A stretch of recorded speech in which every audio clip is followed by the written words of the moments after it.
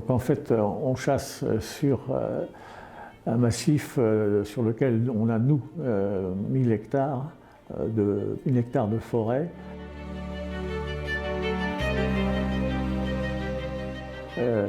C'est une forêt qui est composée à grande majorité de feuillus, mais à la suite d'un incendie il y a quelque temps, il y a eu des résineux de replantés et on a à peu près 200 hectares de résineux. Le massif est aussi parsemé d'étangs. Il y en a 5 au moins. Je dis au moins parce que c'est l'essentiel. On a des sangliers, enfin en assez grande quantité, mais je fais ça entre guillemets, parce que ça veut dire en clair que on prélève entre 150 et 180 sangliers par an au maximum. 180, ça a été une année exceptionnelle. Indépendamment des sangliers, on a une population de grands cervidés. On prélève entre 30 et 40 grands cervidés par an, à peu près bien répartis entre les faons, les biches et les cerfs, avec une grosse majorité de jeunes cerfs qu'on prélève parce qu'on veut prélever essentiellement des jeunes pour laisser vieillir les autres.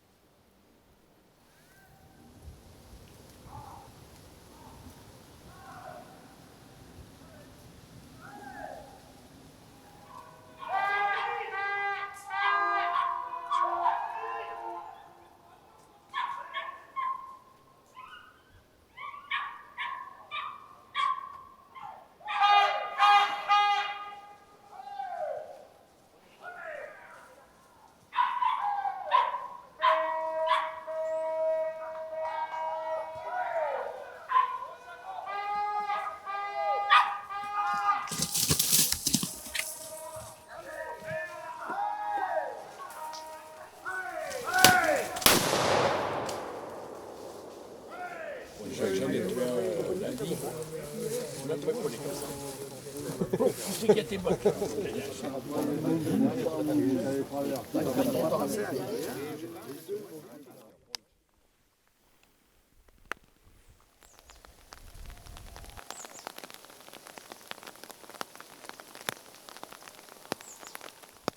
Faon, jeune cervidé, prélevé.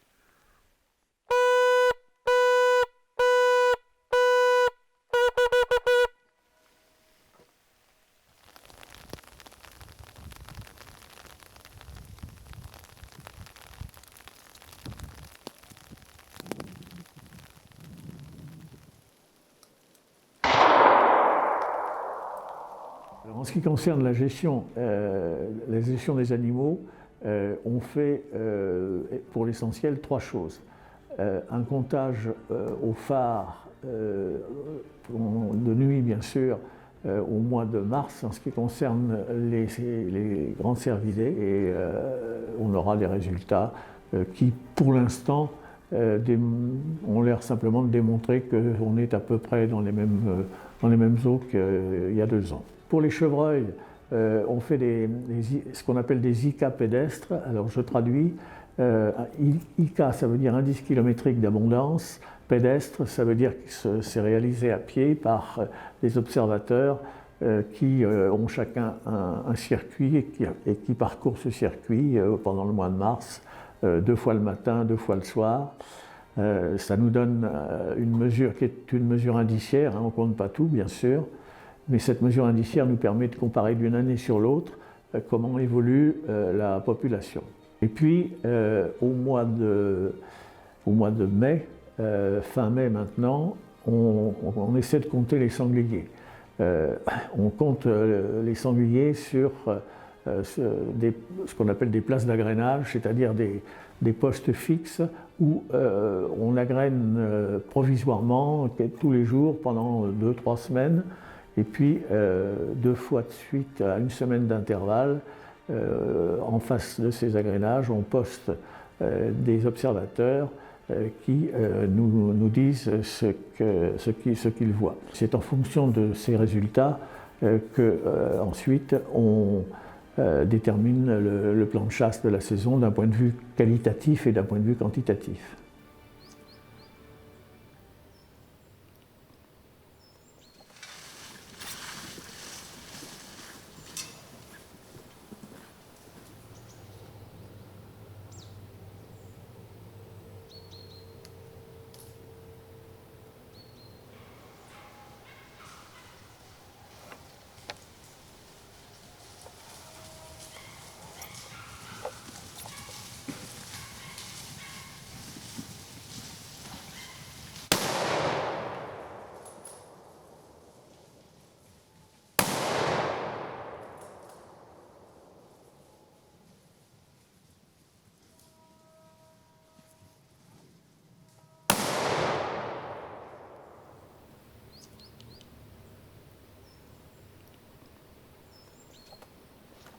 J'ai été posté, on m'annonce sanglier sur ma gauche. Je vois arriver une compagnie, je commence à mettre en joue et puis je vois que ce sont des gros sangliers. Alors j'attends un petit peu, puis je vois de toutes les tailles, donc je tire et puis voilà, je suis heureux, j'ai fait un doublé. Je n'ai pas paniqué, je dis vas-y doucement. Ouais, c'est ça. Faut pas s'énerver. Mais le doublé, il y a longtemps. T'as vu toi, Bernard? Ah bah je les voyais, oui. Il passe devant toi, quoi. Qu'est-ce que tu voulais que je fasse, moi, là-bas du fond? Je dis, ils vont passer. Ah oui, il est très rapide. Ah bah non, il a...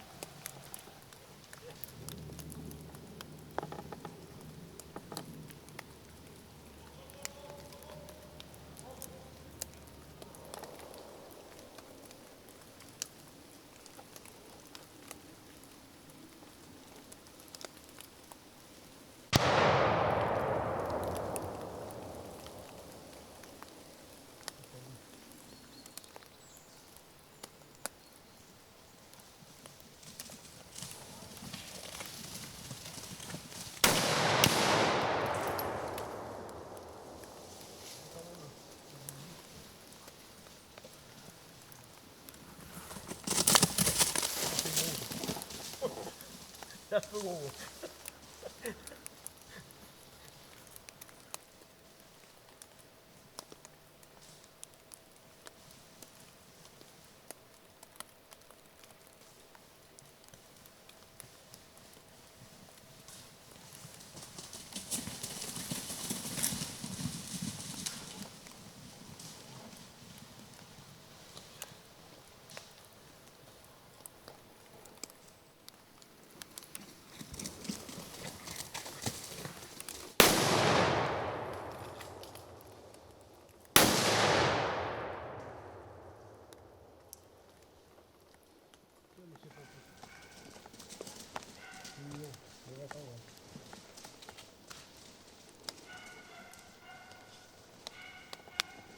Très sympathique avec beaucoup d'animaux, hein, puisqu'on a quand même vu des cervidés, des sangliers. Bon, après, je n'ai pas été très bon sur les tirs, mais bon, mon voisin n'a pas été guère mieux que moi, mais ça a été quand même, on a vu beaucoup d'animaux dans cette traque-là. Et puis c'était sympathique parce qu'on en a vu devant, derrière, dès qu'ils ne sont pas sortis. Donc une très très belle battue. On insiste beaucoup sur la sécurité. Avec un certain nombre de règles intangibles, à savoir on ne tire pas dans la battue, on ne tire pas des animaux rentrants, on respecte l'angle de 30 degrés, les chasseurs postés sont tous habillés avec un vêtement fluo. C'est d'ailleurs obligatoire. Les traqueurs ne sont pas armés, sauf quelques-uns avec des épieux et une ou deux carabines pour éventuellement protéger les chiens s'il y a un ferme avec des sangliers. Vous arrivez à votre poste, vous prenez contact avec vos voisins de droite et de gauche, vous vous assurez qu'ils vous ont bien vu, vous calculez votre angle de tir, angle de 30 degrés, je pense que tout le monde sait ce que c'est. Vous le repérez avec le gros chêne qui est à droite, la tallée de charme qui est à gauche, et vous le respectez cet angle.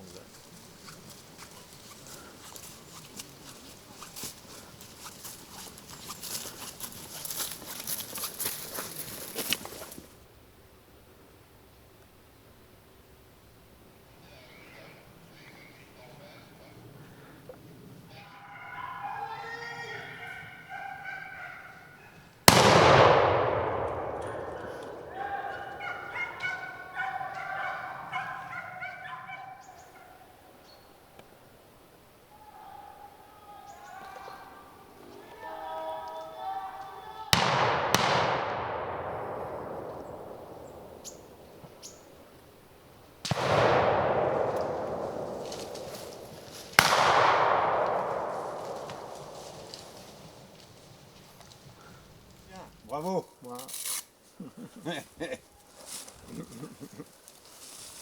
Bravo, j'adore.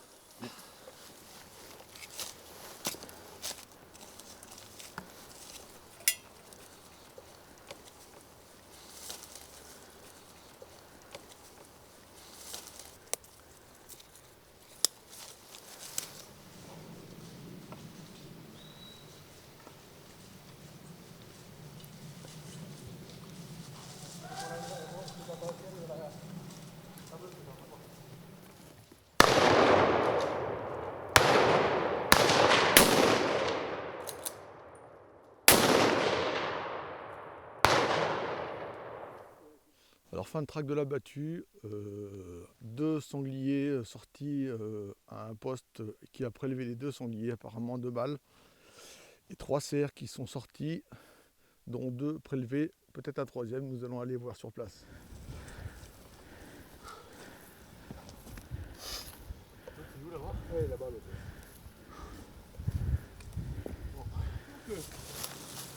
T'en as tiré 2 toi ? Ah non, moi j'en tire qu'un. Ah non, moi je tire celui-là. J'en tire aussi, tu tires aussi ? Regarde. Le premier qui sort, là, celui-là. Allez ! C'est vrai. Oui. C'est une petite chèvre, ça? Ouais, il va aller à la ligne.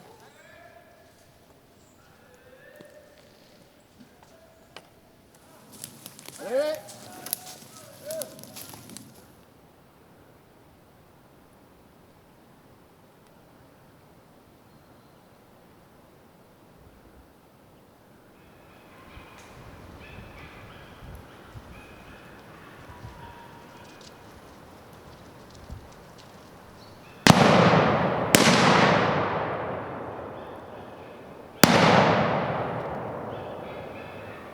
C'est un mâle ou une femelle? Un mâle. Un mâle.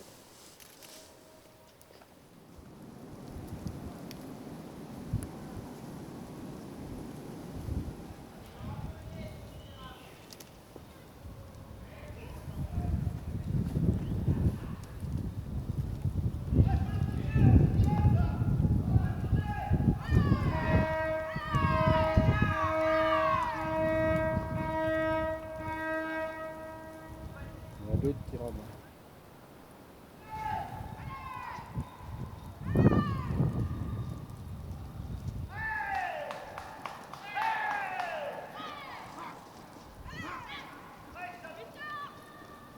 Ils veulent pas.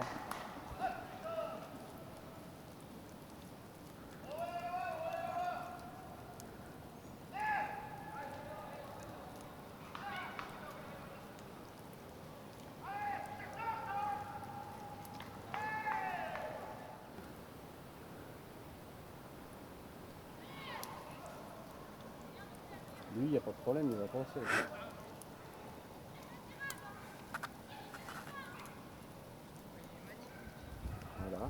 seul qui va penser, c'est ça. Faut qu'il arrête le chien. Oh putain, ils l'ont pas arrêté, ma chienne.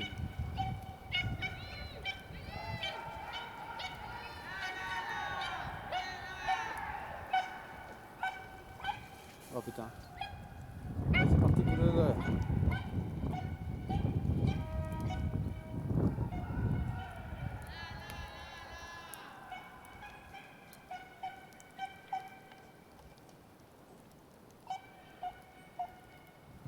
Là, ils vont penser. Ah, ils vont traverser là-bas.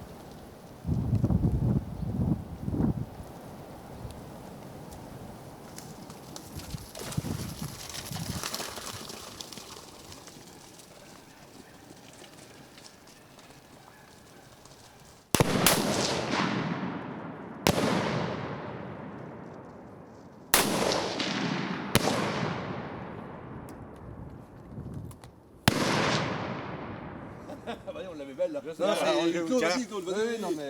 Parce que alors là, franchement, moi j'aurais plus vu. Ton chien, il sort le sanglier aux abords. Et le sanglier, quand il entend le dernier aboiement, il refait demi-tour. Ah ouais. Ouais. Et après, il passe toute la rangée là. Ah, c'est beau là. Un moment auquel on tient tous particulièrement, c'est la présentation du tableau. Ça se passe en forêt le soir, la nuit tombante, avec des torches, un feu de bois. Et j'ai aussi la chance d'avoir des sonneurs qui sont très très aguerris, qui sont d'excellents sonneurs. Et ça donne à cette cérémonie du tableau une allure un peu spéciale et en tout cas qui satisfait beaucoup les gens qui viennent nous voir. Le tableau qu'on vous présente ce soir est donc composé de 3 cerfs, 9 sangliers et 1 chevrillard. On pensait mieux, on espérait mieux et on est un petit peu déçus. Au total, il y a eu 30 animaux de tirés aujourd'hui. Donc il y en a 15 au tableau, 50% c'est pas mal.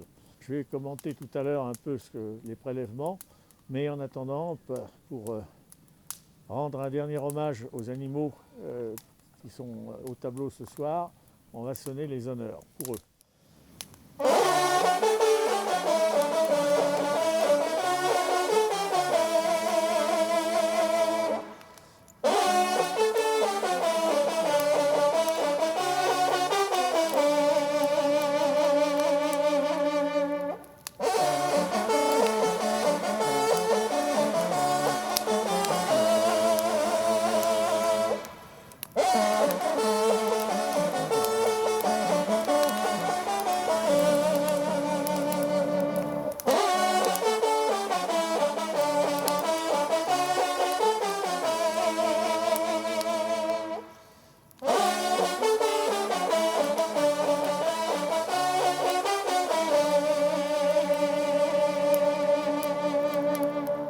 Pour moi, la chasse au grand gibier, c'est une rencontre avec le sauvage, le vrai.